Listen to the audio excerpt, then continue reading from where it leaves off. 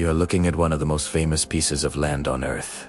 23 square miles, 13 million people in the metro area.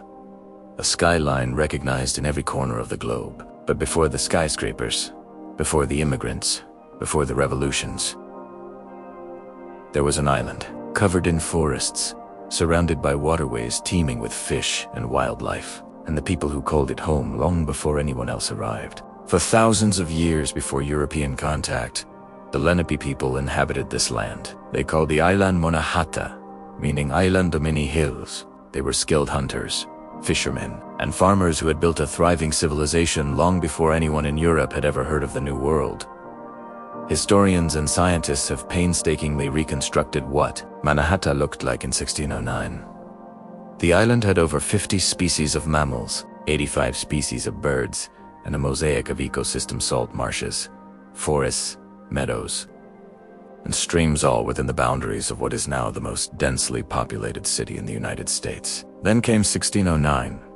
An Englishman in the employ of the Dutch East India Company, Henry Hudson, sailed his ship, the Half Moon, into the great harbor at the mouth of the island. He was looking for a trade route to Asia. He didn't find one, but what he found would change the world forever. The Dutch were quick to recognize the potential. In 1624, the first permanent European settlement was established on the southern tip of Manhattan. They called it New Amsterdam. New Amsterdam was a merchant city from its very first breath. The Dutch West India Company didn't found it for God or glory. They founded it for profit. Furs, timber, and trade with the Lenape made it immediately valuable. In 1626, according to Dutch records, the island was purchased from the Lenape for 60 gil, famously, though perhaps mythically, said to be traded in beads and trinkets, worth about $24. Whether or not that story is fully accurate, what is certain is this: the transaction marked the beginning of a transformation that would never stop. In 1664, the British arrived, not to trade, but to conquer. Governor Peter Stuyvesant, the Arnwild, Peglegate director of New Amsterdam, wanted to fight. His citizens did not. The colony surrendered without a single shot. The British renamed it New York, after the Duke of York. For the next century, New York grew into a crucial colonial port. Then came revolution. In 1776, the city found itself at the center of the most consequential war in American history. George Washington and the Continental Army suffered their worst defeat here, in the Battle of Brooklyn. Outnumbered, outgunned, and nearly encircled, Washington led a daring midnight retreat across the East River in dense fog. New York fell to the British and would remain occupied for the entire duration of the war. When the war was won, New York claimed a distinction that history tends to overlook. From 1785 to 1790, this city was the capital of the United States. On the balcony of Federal Hall, right on Wall Street, George Washington stood on April 30th, 1789, and took the very first presidential oath of office. New York would not remain the capital for long. Philadelphia, and then Washington, D.C., took that honor. But the city was already becoming something greater than any capital. It was becoming an empire. In 1825, the Erie Canal opened, a 363-mile engineering marvel connecting the Great Lakes to the Hudson River and, ultimately, to New York Harbor. Overnight, New York became the funnel through which the entire American interior poured its goods to the world. The city's population exploded. Its wealth became legendary. By 1860, New York City was home to over 1 million people. It was the largest city in the Western Hemisphere, and it was just getting started. Between 1880 and 1924, over 12 million people passed through Ellis Island, arguably the most consequential gateway in human history. Irish fleeing famine, Italians escaping poverty, Jews fleeing pogroms in Eastern Europe, Greeks, Poles, Russians, Chinese, Puerto Ricans. They arrived with everything they owned in a single bag, and they remade this city in their image.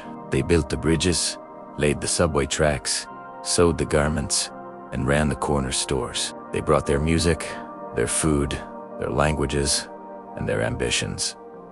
New York was not a melting pot. It was something stranger and more magnificent. A city of neighborhoods, each one its own world. Little Italy, Chinatown, Harlem, the Lower East Side. Meanwhile, New York began its most audacious project, building upward. The Flatiron Building in 1902, the Woolworth Building in 1913. And then, in the midst of the Great Depression, the greatest of them all, the Empire State Building, completed in 1931 in just 410 days. One floor built every single day. Many of the men who built these towers were Mohawk ironworkers from Conway, Quebec, descended from the same indigenous peoples who had walked this land for centuries. They had a legendary gift for working at heights that unnerved other workers. New York's skyline was built by immigrants, by native peoples, by laborers from every corner of the globe. As the 1920s roared, New York became the epicenter of an explosion in Black American art, music, and literature. The Harlem Renaissance brought the world Langston Hughes, Sorana Lee Hurston, Duke Ellington, and Louis Armstrong. Harlem's clubs and ballrooms set the pulse for a generation. New York was not just a city, it was a stage, and everyone wanted to perform on it. But New York has never been just triumph. By the 1970s, the city was on its knees.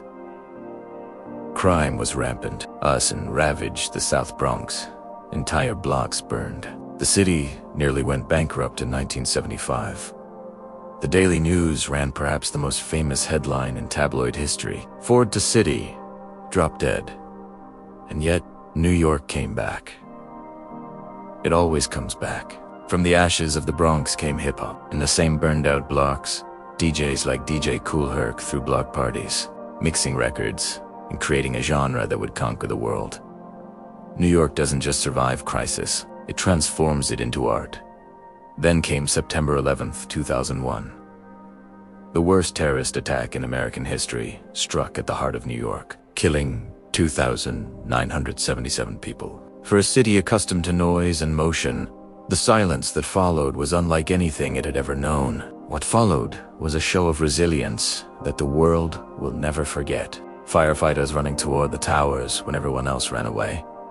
Neighbors feeding strangers. The city shattered, and then slowly, painfully, defiantly rebuilt. New York is not one city. It is 100 cities compressed into one, each borough its own world, each neighborhood its own heartbeat. It has been a Dutch trading post, a British colony, a revolutionary battlefield, a gateway for the world's dreamers, a cultural laboratory, and a monument to human ambition in all its messy, glorious complexity. 400 years of history have been layered here, street by street, story by story, and the city is still writing itself, still loud, still awake, still arguing with itself in a dozen languages, still welcoming the next ship to the harbor.